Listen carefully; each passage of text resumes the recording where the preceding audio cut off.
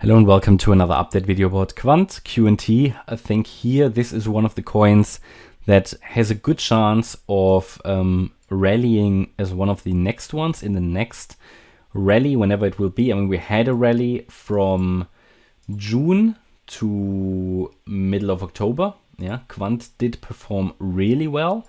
So it was earlier than many other coins of in rallying. Yeah, it also did a very, very strong move into August, then retraced a bit, but then moved up even stronger. And it also started to move down earlier than some other coins. And it could, in this third wave to the upside, be the next one to rally. Yeah, because it has started retracement a little bit earlier in this current, bear market. And with Quant, I still have the assumption that Quant or QNT has already seen the bear market low here at $40. That is currently likely. And we can still here use this support area all the way down to $80 basically, right? So first of all, before we dive into this, let me take out this channel, because we don't really need it anymore, and we want to have a bit of a more transparent, clearer chart, right? So my view is still that, we completed here a 5-wave move to the upside. 1, 2, 3, 4, 5. This is a wave 1, and we're now coming down in this ABC pattern, A, B, C. The C wave consists of a 5-wave structure, where we have a 1, 2, 3, 4, 5. So the wave 4 could be currently ongoing.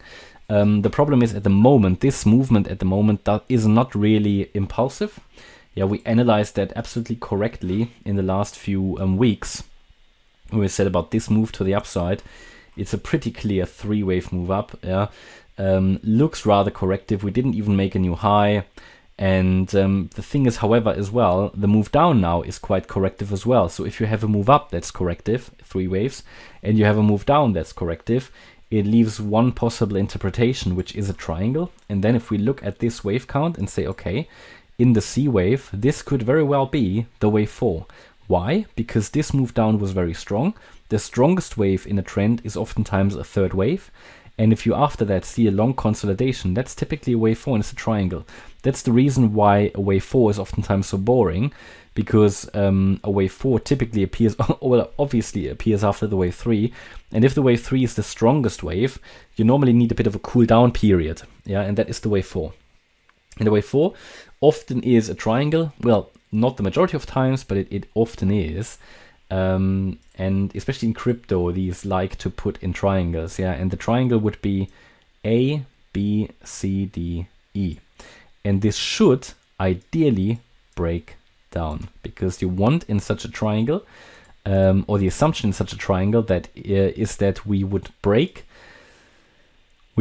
here out to the opposite side of the E wave. So you can very clearly see that this could count as some kind of a horizontal triangle. I already updated the channel members earlier today about a possible target for the E wave, and that is, it doesn't need to get there, but what you typically do, you calculate the length of the wave C and you add it to the low of the D wave. An ideal target would actually be the $119 level, the 61.8 extension. However, it doesn't necessarily need to get there, but it would be ideal, and then we could come down in a 5th wave. Should we already break earlier above the $126 level, then it is more likely that the triangle will actually break to the upside. It would not be invalidated yet, but the wave C would simply move on, because the wave E cannot break above the C wave. So it would need to become an extended triangle then, but then at the latest, if we break above $135, I think then we have to consider, or even call out that the low was already in here. So it's a very, very interesting time at the moment. This is a wave 2, and this is the support area where it ideally would turn around, yeah, to move up in the 3rd wave. For 3rd wave target, we talk about 350 to 380. Yeah. If we now look on the daily chart, you can see that we are now putting in a bullish crossover on the MACD. So the MACD is very, very low, and there's always a good signal that things could be changing soon. I mean, maybe it's already changing now, but I think it's a bit too early to confirm that. We haven't seen enough yet. But you can see here on the daily chart very clearly which levels need to be broken. So very relevant level is the $126 level. If we break that, that would already unlock some upside potential, and even more important would be the $135 level. So I'll definitely follow this for you.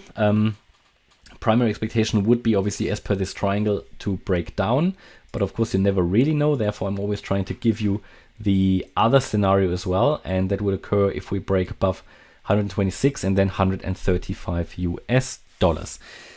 Okay, and that's my update about Quant QNT. Hope you liked the update. If you did, please hit the like button, leave a comment and subscribe. And if you really like the content, then please check out the channel membership. Thanks a lot for watching. Bye-bye.